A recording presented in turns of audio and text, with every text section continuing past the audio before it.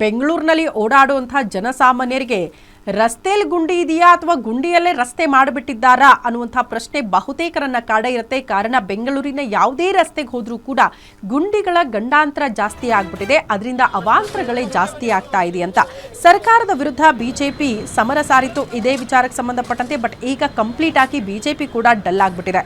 ಸರ್ಕಾರದ ವಿರುದ್ಧ ಮಾಡುವ ಹೋರಾಟದಲ್ಲಿ ಮತ್ತೆ ಬಿಜೆಪಿ ಎಡವಿದೆ. ಬಿಜೆಪಿ ನಾಯಕರಿಗೆ ಅನುದಾನ ಕಡಿತದ ಆತಂಕ ಶುರುವಾಗಿದೆಯಾ ಅನ್ನೋದು ಪ್ರಶ್ನೆ.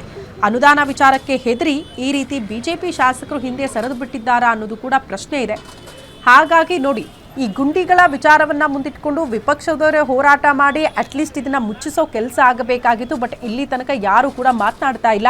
ಸೊ ಅವ್ರಿಗೆಲ್ಲ ಅನುದಾನದ ಆತಂಕ ಕಾಡ್ತಾ ಇದೆಯಂತೆ. ಜನಸಾಮಾನ್ಯರು ಹಾಗಾದ್ರೆ ಏನು ಮಾಡಬೇಕು? ಇಂಥ ಪ್ರಶ್ನೆಗಳಿದೆ. ನೀವು ಕಾಂಗ್ರೆಸ್ ನಾಯಕರನ್ನ ಹೋಗಿ ಪ್ರಶ್ನೆ ಮಾಡಿ, ಯಾಕೆ ಬಿಜೆಪಿ ಅವಧಿಯಲ್ಲಿ ಇರಲಿಲ್ವಾ ಗುಂಡಿಗಳು, ನಮ್ಮ ಕಾಲದಲ್ಲಿ ಮಾತ್ರ ಗುಂಡಿಗಳಿದೆಯಾ? ಇಂಥ ಉತ್ತರಗಳನ್ನ ಯಾರು ಕೂಡ ನಿರೀಕ್ಷೆ ಮಾಡೋದಿಲ್ಲ. ಅಂಥ ಉತ್ತರಗಳು ಯಾವ ನಾಯಕರಿಂದಲೂ ಕೂಡ ಬರಬಾರದು.